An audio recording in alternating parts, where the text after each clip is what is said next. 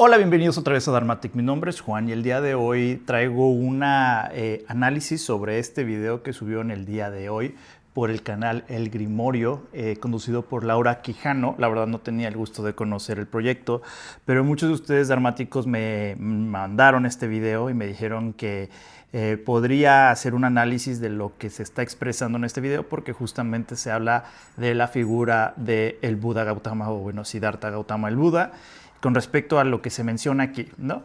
Y pues tomé muchas notas. Por aquí tengo las notas. ¿Por qué? Porque desde un inicio, cuando le pones play, por ahí aparece una leyenda donde dice básicamente que este video es de su propiedad y que tiene derechos de autor y toda esta cuestión. Y luego vi un poco cómo gestionan ellos la comunicación dentro de su canal.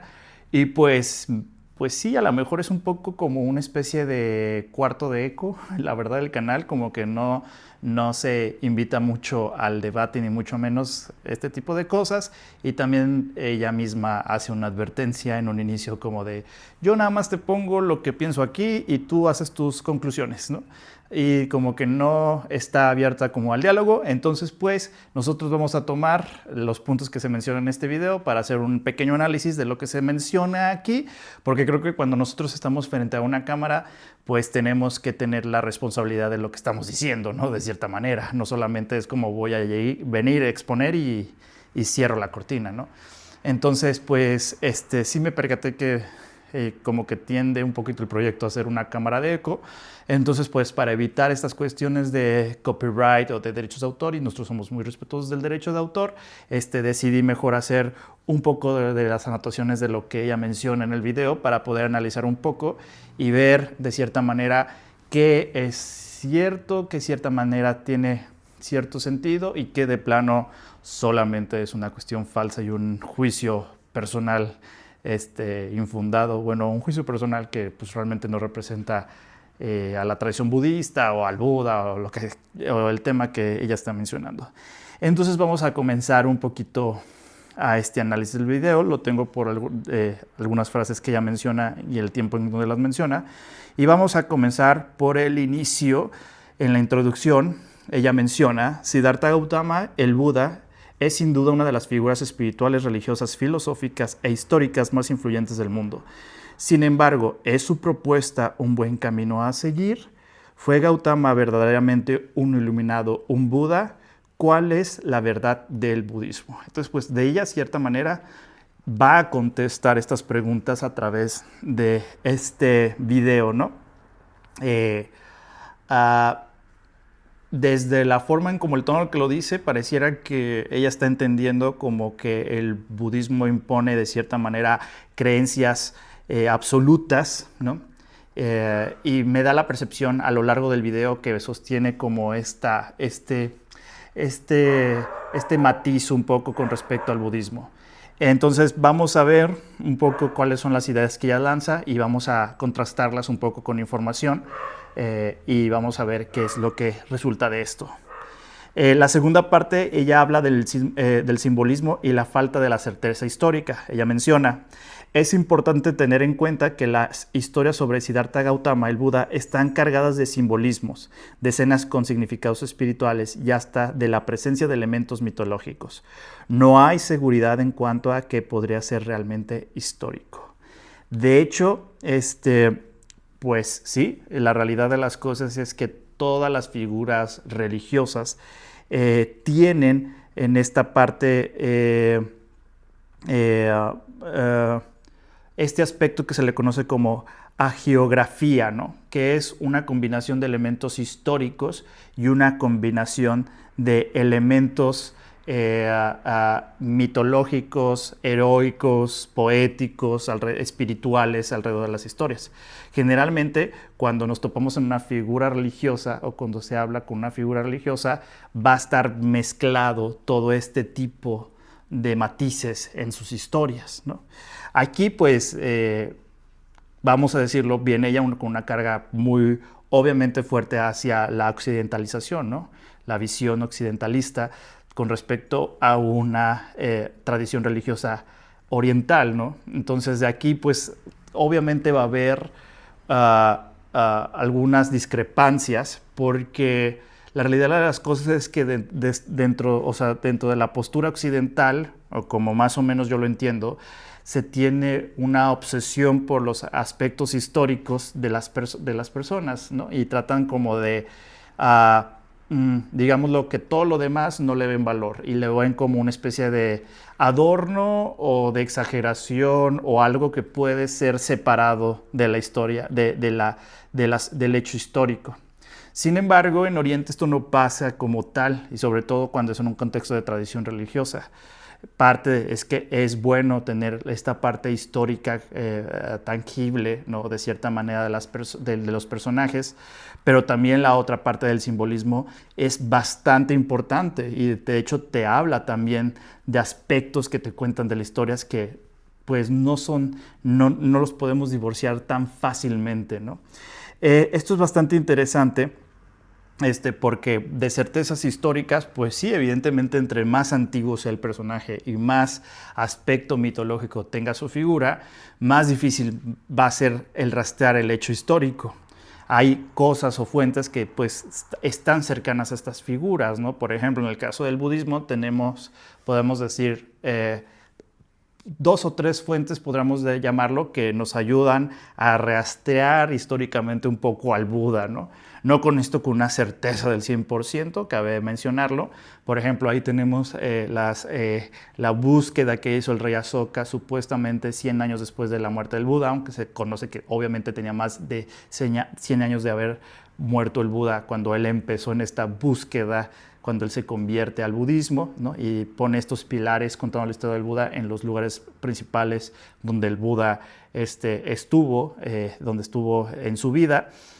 También tenemos la fuerte tradición oral, que si bien es cierto, no es una fuente confiable como una fuente histórica, también carga una línea que nos puede ayudar de alguna forma a rastrear al personaje. Y también tenemos posteriormente, porque yo sé que van a decir mucho, pero es que el canon budista se escribe mucho después y los textos, yo lo sé, pero que también de cierta manera nos ayuda a hacer pequeñas anclas en las líneas de tiempo para poder rastrear al Buda. Entonces, en esta parte pues, de la certeza histórica, pues no hay una certeza del 100%, evidentemente, pero hay que tener el contexto de que es una figura religiosa, entonces la historia de Buda se cuenta como una haliografía y no una biografía como tal, y que esto no debe de ser conflicto con respecto a que debamos de quitar o separar esos aspectos cuando realmente también este tipo de información contienen información importante, ¿no? Entonces, por esa parte. Y por la otra, también yo creo que la persona desconoce la centralidad un poco del budismo, ¿no? Y esto lo enmarcan en muchas tradiciones. Es cierto que los budistas tenemos representados al Buda en muchas cuestiones, altares, pinturas, estatuas, por todos lados tenemos representados al Buda, pero cuando nosotros nos vamos a observar la propia práctica y el aspecto doméstico del budismo y el día con día de los budistas, nos vamos a poder dar cuenta que en realidad la centralidad del budismo, más allá de la figura del Buda, es el propio Dharma o la enseñanza del Buda, ¿no?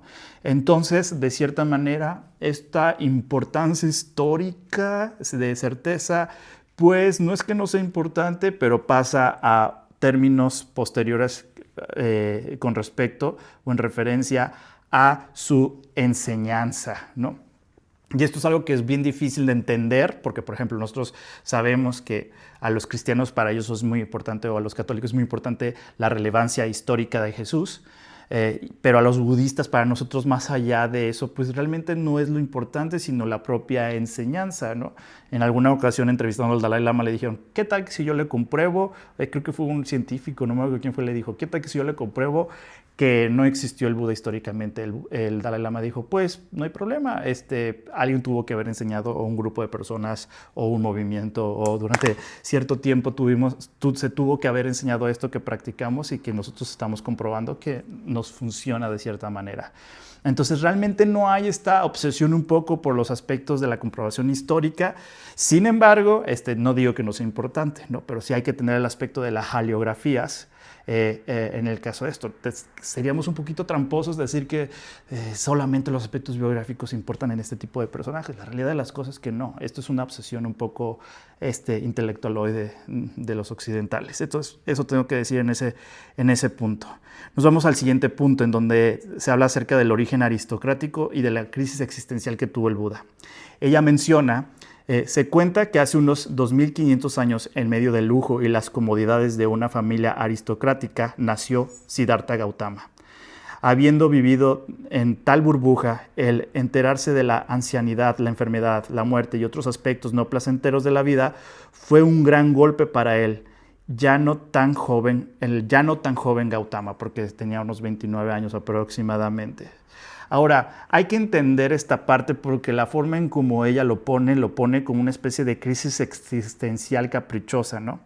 Realmente la forma en cómo se cuenta en la hariografía del Buda, se habla acerca de una observación profunda de la existencia, ¿no?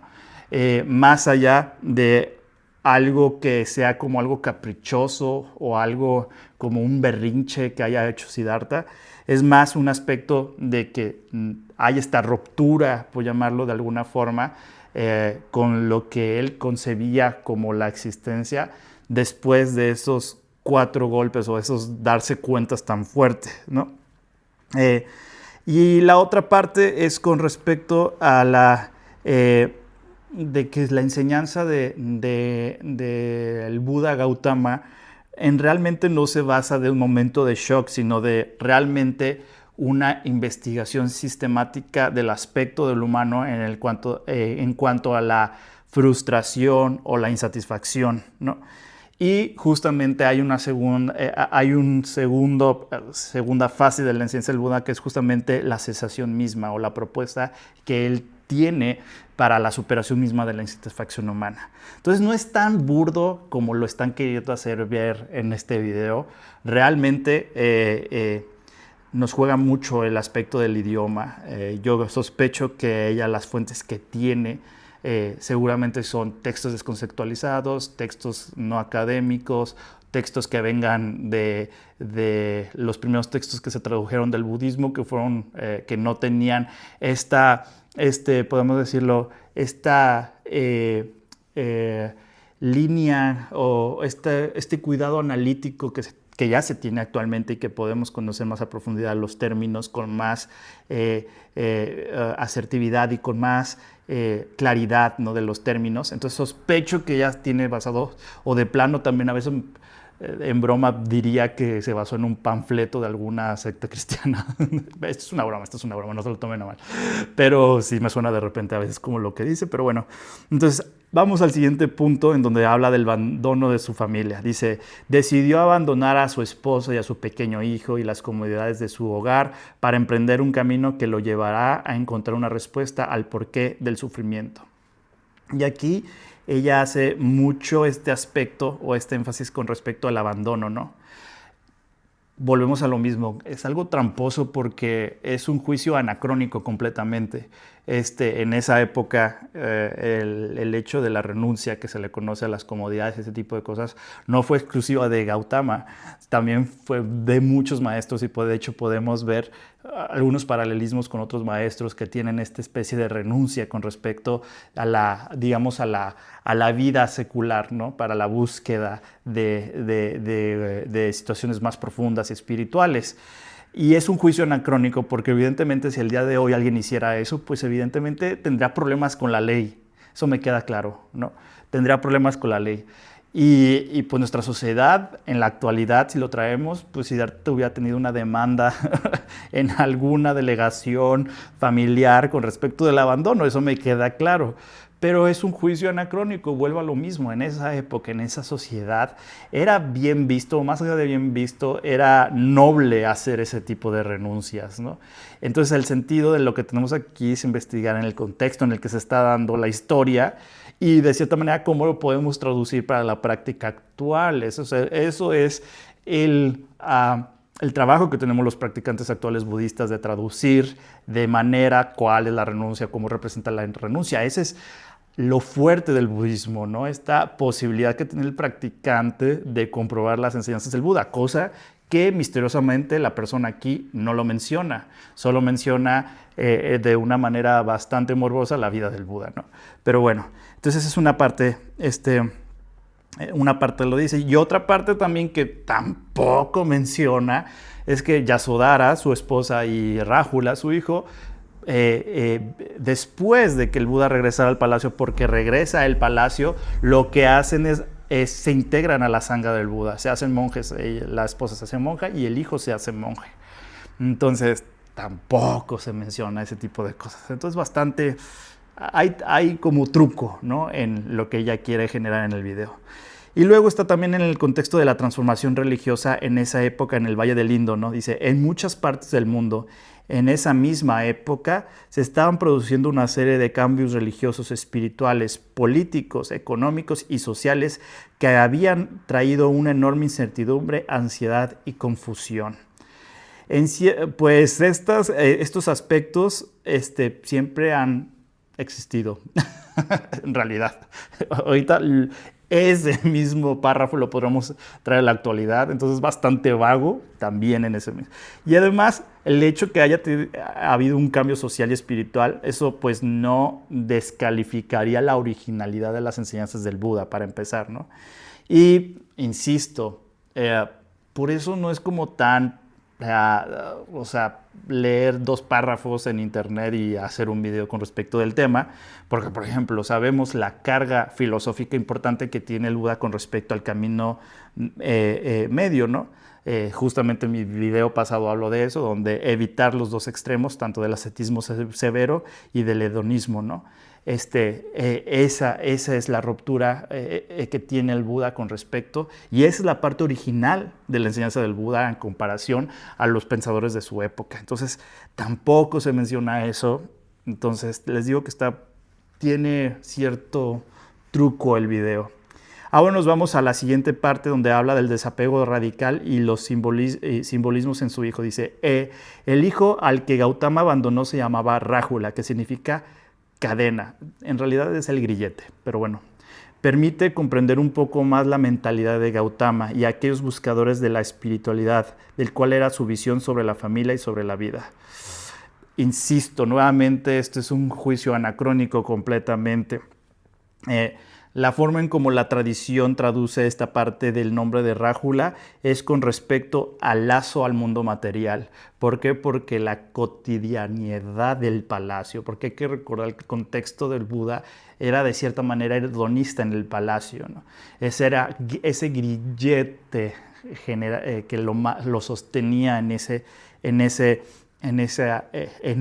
mundo, ¿no? Eso es lo que representaba, la responsabilidad lo encadenaba a ese mundo hedonista. Es como lo explican dentro de la tradición. No es en realidad, y nunca en el budismo se ha planteado una visión negativa de la familia. Este tipo de juicios yo se los suelo escuchar mucho a los fanáticos religiosos, sobre todo del cristianismo, cuando intentan tratar de ensuciar al budismo. Oye, esa cuestión, dicen, es que el budismo... Por eso les digo que sospecho que a lo mejor estudió su tema en algún panfleto de alguna secta, ¿no? No sé. Ahora, con esto no digo que todos los cristianos sean así, no, mucho menos, siempre lo he dicho. En todos los lugares, incluso en el budismo, hay fanáticos religiosos. Eso no me queda claro. Entonces, nada más para hacer el paréntesis. Entonces, sí es muy importante esto, y también sobre que como que trata de ver como que el Buda veía mal a la familia. Esto es una mentira completamente, ¿no? La indiferencia que trata como de dar a entender esta persona en el video hacia estos roles de la familia, esto es completamente erróneo. De hecho, hay que recordar que cuando el Buda, cuando le pone las reglas a los monásticos para acceder, era justamente que no hubiera un dependiente directamente que dependía de ellos. Por ejemplo, si tenían un papá anciano, pues no se podía salir y decir, ay, pues ahí te dejo tirado, ¿no? Y yo me voy de monje, ¿no?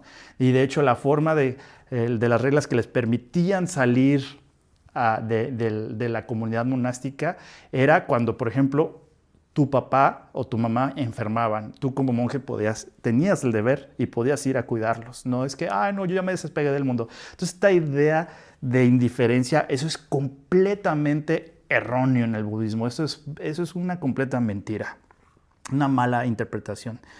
Entonces eso es por esta parte. Ahora nos vamos al siguiente punto que habla de la iluminación y el nirvana del Buda. Dice, la historia cuenta que la búsqueda espiritual de Gautama culminó años después, cuando él afirmó haber alcanzado la iluminación y haber llegado entonces al nirvana. Y al igual que otros, comenzó a tener seguidores que lo consideraron un Buda, o sea, un iluminado. Bueno, en realidad esto es súper inexacto. En realidad un iluminado es como popularmente se le conoce, pero en realidad es el que despertó, ¿no? En el video se insinúa que la iluminación fue una mera afirmación personal, pero en realidad el budismo, y eso lo sabemos todos los que practicamos el budismo, enfatizan en la experiencia directa. Hay que recordar el famoso Kalama Sutta, como menciona el Buda con respecto de ir a comprobar sus propias enseñanzas, ¿no? Y también otros aspectos, por ejemplo, en el budismo tibetano se menciona cuando Buda dice, como trata las enseñanzas del Buda como si fueras a comprar oro. Entonces esta parte pues lo podemos desinstalar de esta manera. Y pues no puede negarnos que durante todos estos siglos ha habido las enseñanzas del Buda han perdurado porque se han puesto a prueba de cierta manera y se ha creado una cultura alrededor de las prácticas contemplativas y que han sido, son y seguirán siendo, yo creo, modelos para el beneficio de la humanidad, ¿no?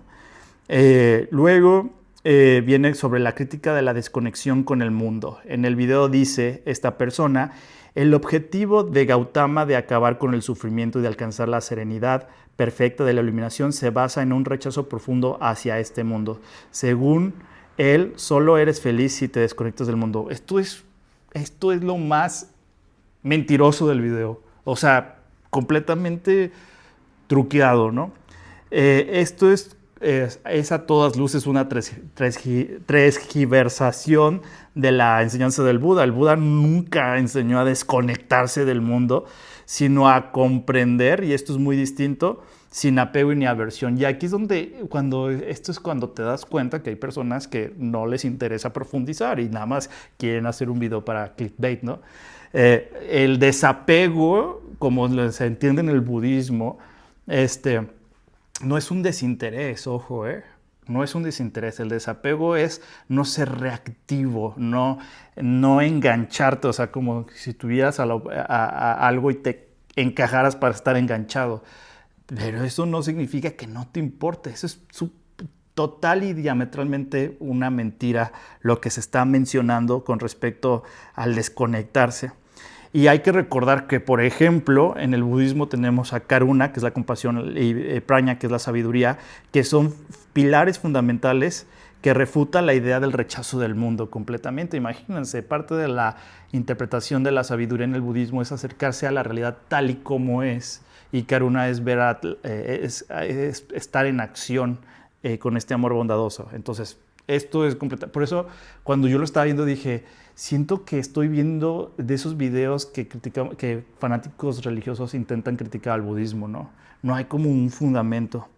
Luego está la parte 9, que es crítica al egoísmo en la búsqueda de la iluminación. Dice, huir hacia el nirvana es al final el verdadero objetivo del camino propuesto por Gautama. Su motivación en el fondo sigue siendo egoísta. No quiere sufrir y para no sufrir no quiere sentir. ¿Qué? ¿En qué lugar dice eso? Eso me quedó perplejo, así de ¿dónde lo viste? ¿Dónde dice esa cuestión? El nirvana, para empezar, sabemos que no es huir, sino es el cese de la ignorancia y la transformación del sufrimiento en sabiduría. No puedes huir, eso es lo que te dice el Buda. Si huyes, vas a seguir sufriendo. Y el Buda no quiere, bloquear o negar el sufrimiento. Al contrario, se da cuenta que hay insatisfacción y lo que se hace es hacerse cargo de ella, ¿no? Es básicamente lo que es el Buda en las 4 nobles verdades. El Buda pasó 45 años enseñando y ayudando a otros lo que demuestra que no tenía ninguna motivación egoísta, sino era una motivación más compasiva. En todo momento que el Buda se le pedía una enseñanza, ya había las condiciones adecuadas para darle. El Buda dio una enseñanza. Nunca el Buda dijo, no hagas esto. Incluso Buda tiene algunos sutras donde hablan acerca del el compromiso del buen rey, el compromiso del hijo hacia los padres. O sea, habla de otras cuestiones donde claramente podemos ver que esta parte que menciona la persona es completamente falsa, ¿no? Y también tenemos la parte de la legitimación del budismo y una reflexión final que hacen en el video. Dice, es importante comprender que a Gautama, el Buda, se le atribuye discursos y pensamientos que solo buscan satisfacer a un sector laico, pero que se alejan de la esencia del budismo. No entiendo. Esto no me quedó claro. El budismo ha evolucionado en diferentes tradiciones, pero la esencia de sus enseñanzas sigue siendo la misma: la ética, la concentración y la sabiduría.